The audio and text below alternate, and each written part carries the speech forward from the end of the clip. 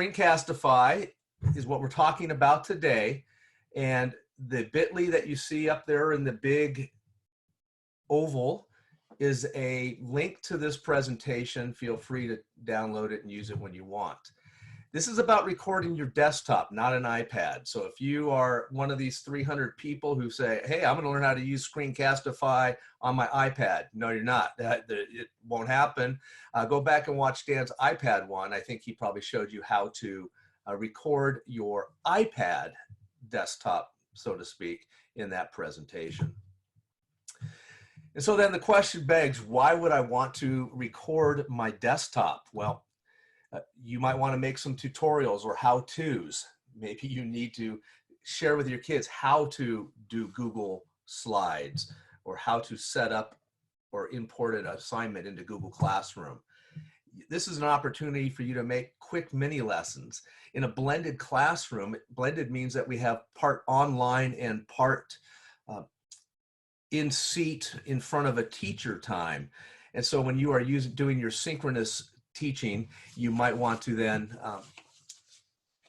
follow up on a video that you made that they may have already used. So you might want to just make a how you doing video. Hey, how's it going? Let me know what's happening. You can talk over your slides. Teachers and students can do a presentation and then record over it. I'm doing that right now, as a matter of fact. I have a slideshow up, I'm recording this, and I can share it with everybody who can see my presentation. You might give instructions to an assignment and walk them through how to do something. And this is a chance because students can use Screencastify as well, show their evidence of learning. And so before we head on to the next screen, I just want to remind you that Screencastify is just one of probably many ways that you can record a desktop. Zoom is a way you can record your desktop. Our past video podcasts were all done in Zoom. We had a meeting, didn't allow anybody else in but us, and we recorded it and had our video done. So they say a picture is worth 1,000 words. What is a video worth? Well, let's talk about it. A picture is worth 1,000 words, but video shoots, let's say, at a frame rate of 30 frames per second.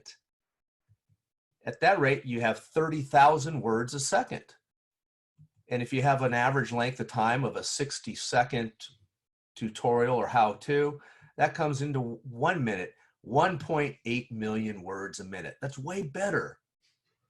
So rather than walk you through it live, I'm going to use Screencastify to do a screencast on how you can sign up and add the extension to Screencastify to start making your own screencasts.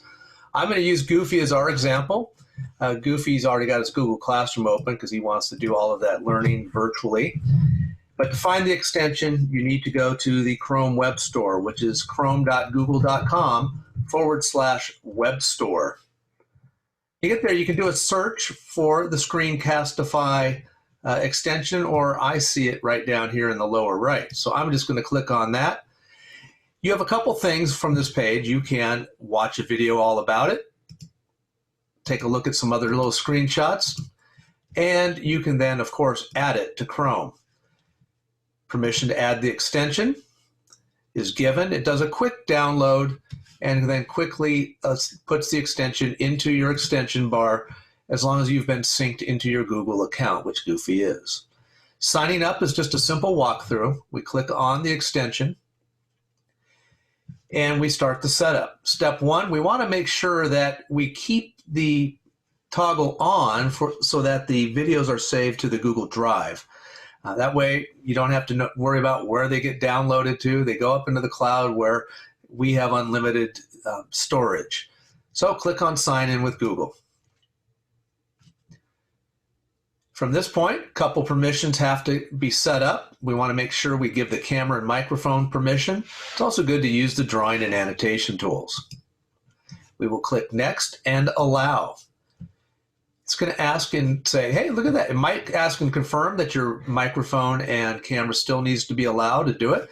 We've gotten in. I can close this page. I am done with that. So how would Goofy do a Screencastify? Well, let's show you. He clicks on Screencastify, decides what he's going to record. He makes sure he knows which microphone he wants to use. So in this case, I will try the internal microphone. You will see the signal bumping up and down. He can embed a webcam and have his picture in the video if he'd like. For this case, I'm not going to do it, but it might be nice for the kid to have their own picture embedded in the video, talking to you about what they're doing. And then they click record. So let's record. First thing it says, what do we want to record? Well, in this case, we're going to record screen 1 and share that, and the countdown begins. So Goofy is now recording, and he's going to go into his remote learning island and open up his assignment. In this case, it's a word sort. When he opens up the word sort, the directions have been given, and he's going to sort the words into the appropriate place for the long, in this case, the long A sound, cake. Mom quit making cake 2 weeks ago because we've been putting on the COVID 19 pounds. Pale is A consonant E because we're all becoming more and more pale as these weeks go, as we don't get outside as much. Tape, A consonant E. Well, my parents want to tape my mouth shut because I've talked too much and they're tired of being with me all day long. He comes back in, he turns in his work. He's only turned in the slideshow, but he's creating this video. And so after he's done, he clicks the icon and clicks stop. Video starts rendering. It says saving to drive. This is a good time to name your video because untitled is hard to know what it's about. I'll call this one word sort. This is Goofy's. And that is awesome. It's in his drive. We know that much. So let's go do one other thing with this. I'm going to come back to this and I'm going to unsubmit his assignment. And let's see if we can add in that video. It's right here. We'll add it in. And hopefully this will work on the teacher side and turn it in. Once the video is done rendering, it might take a little while. So guys, that is how you set up and use Screencastify to make a screencast. Anything on your desktop can be recorded. So some things to think about, guys, as you move in this instance to a more asynchronous type of teaching, being able to make quick, short instructional videos is really helpful. Remember, most of the students learning at home, and while they're learning at home, most of that's going to be asynchronous. They're not going to sit in front of a device and watch you live delivering a lesson like they're sitting in front of the classroom. Not everybody will be able to come see you at the exact same time. But by providing an asynchronous approach, you can use the synchronous time when you are on Zoom and talking to the kids to do some important things. Number one, connect with them. Check to see how they're doing. You can then, having already looked at their work that they've submitted through Google Classroom, provide some feedback to the whole class. And after you've looked at it, you can then see what are some of the common difficulties they've had on their work, and you can address those difficulties during that lesson time. Then provide them some more resources, have them do some learning on their own, and come on back and have those difficulties and problems that they had visited by you. So what would I use this for? Again, think about it. I might use a screencast to introduce a study of investigation that I have them work on. And then they create a Google slideshow and they screencast their Google slideshow and annotate and talk over it. Let students dive deeper into subjects based on those resources and do that presentation. It would be great. They save the video. You saw that we can turn it into Google Classroom. And what I'm going to do is I will actually show you what it looks like in Google Classroom from the teacher side so that you can understand that, hey, this is how it all works. Let me do that right now. I need to do a new share. No, I don't. Let me exit that, and I'll show you the way it looks on the teacher side in Google Classroom. So I've gone to the classroom that Goofy has this word sort assignment. I can see one has turned it in. You'll notice that I can see the attachment right here, but it also says there's 2 attachments. So if I click on that and you look over on the right, you can see that there's Goofy's word sort. I can see his work, but there's also the video that he attached. And when I click on that, I can watch his video explaining how he did the word. So Goofy is now recording, and he's going to go into his remote learning island. So it's pretty slick that way. And with that, Dan, I'm going to ask if there are any questions. There actually are. So the first one is, can this be used on a Chromebook? Yes. Can Screencastify be an app in ClassLink? That was asked a few times. It's not an app. It's an extension that you add to your Google Chrome browser that adds that extra functionality or allow you to be able to do something within that browser. All right. Let's see here. Are videos limited to 5 minutes? And I know you're going to cover this more a little bit later, but I wanted to. That's my next slide. I have got something special for everybody who has hopped in here today. And I'm going to hold that answer until my next slide. And that's why I wanted to put that one out there, because I know that's going to be asked over and over, and I knew where you're going next. Don't leave too soon. Exactly. Should kids be using Screencastify? Kids can use Screencastify. This is a great place where they can actually explain their thoughts behind what they're doing, make presentations while they're away. They don't have to stand up in front of the classroom. They can go right on their screen.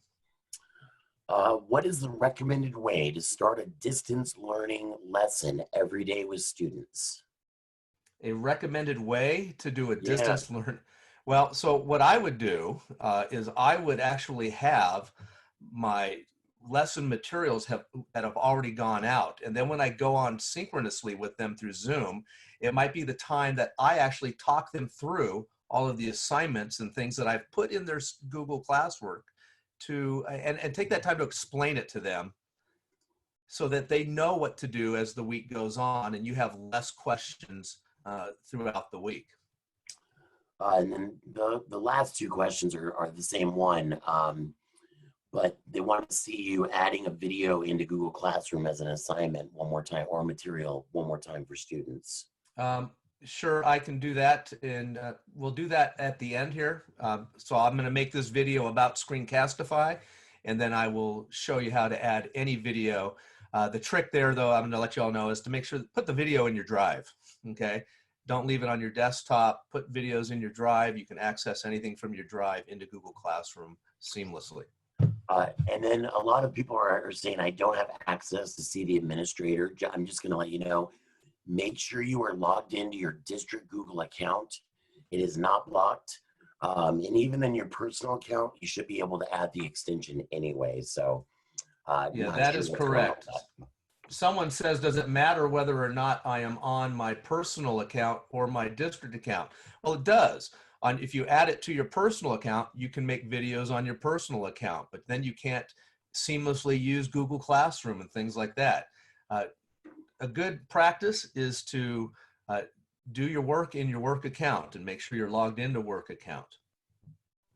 And then the last question just came in. Should we be sharing the recording of our morning meeting in Google Classroom for kids who can't meet with me live? What do you think, Dan? Well, you know, I'm going to go back to, if you were in the Zoom meetings yesterday, one of the things we said is, if you're doing a synchronous lesson with your kids using Zoom, if the students are seen on video, then no, we don't want you to share that one. But if it's just you, like with a Screencastify video going over a lesson, by all means, share it in your classroom. There's probably some more that I see on here. Do kids need to add the extension? Yes. And you can make a quick Screencastify on how to add the extension for them and share that in Google Classroom. Thank you. Happy Friday. Oh, thank God it's Friday, right? Do you have to worry about privacy and safety issues if they use Screencastify the same as Zoom? So Screencastify is not live. It is a recording of what you do on your desktop. And so what students do with their recordings, we have no control of. But they can do that with their cell phones today anyway. I think you're good. Some of these questions I know you're going to get to, so I'm going to leave those, and I'm going to say you're good to move on. Okay, then. So I'm hoping that our chat is actually all that we can both see it. And so here, whoops, I hit the wrong thing again. Let's try this. Here we go. All right, so there is a way to upgrade, and if you want to, I'll show you how to do it live in just a moment. But you might want to write down this code that I am going to give you. I'm going to give you an upgrade code that is good until May, I think the very beginning of May. I tested it on Goofy. Goofy has unlimited recording beyond the 5 minutes. I thank Jerry Sloan, who found this and shared it with us a day or so ago. And that is the upgrade code is cast_COVID. And I was giving it all in all caps. That's the way I did it, and it worked. So again, if you take this presentation and look at it, make your own copy of it, you can also then see this code there, cast COVID. So let me sum it up real quick. In regards to distance learning, you're going to use Screencastify to enhance your synchronous teaching. This is not, I'm sorry, your asynchronous teaching. This is not about in the seat time in front of kids live. It records whatever you want to show on your desktop along with your voice. You can share the link anywhere you share a link. You can put it in Google Classroom, send it out in Remind, Class Dojo, and so on. In this presentation, there is an educator guide that you can click on that takes you to Screencastify and ways to use it, and some extra tutorials if you need them. There's also a link out to one of our favorite ed tech sites that have creative ways to use Screencastify. And then if you ever get stuck, before you make the email or the phone call, of course, Google it. So I'm going to take a moment right now and I will share how to do the upgrade. And I'm going to use Rin10 for that. So let me pull up my Rin10 screen and I will show you. So right now, Dan, you can say yes or no. I see Rin10s. I see Rin10. You're good. Awesome. So here's how you upgrade. It's pretty simple. When you're in your account and you've loaded the extension, so Rin10's extension is loaded, and I click on the extension. Loading. You're going to see that it says 5-minute limit per video, upgrade for unlimited recording and editing. You betcha I want to upgrade. And I know it looks like I should look at my education discounts. I didn't even bother going in here. I just clicked on the unlimited get started. By the way, if you want to pay for it, it's less than $49 for educators. A year's right now $29. But on the screen, it says redeem coupon. And all you got to do is type in that cast_COVID, click OK, and it will upgrade you. You might have to wait a few minutes, log in, log out again for it to take place, but you will have unlimited till May. So that is Screencastify, and I think we can say that this meeting is over. I will stick around for a few minutes to go over any questions that people might still have. Thanks for being here. Again, spend some time with your family and relax, take a breath. Fail, but fail fast. Learn from those mistakes as this week goes on. I wish that the 4 coaches could get to every single question quickly. But I'm going to tell you what, I'm going to encourage my coaches to take the weekend off, and we will attack again on Monday. All right, so have a great day. Get busy.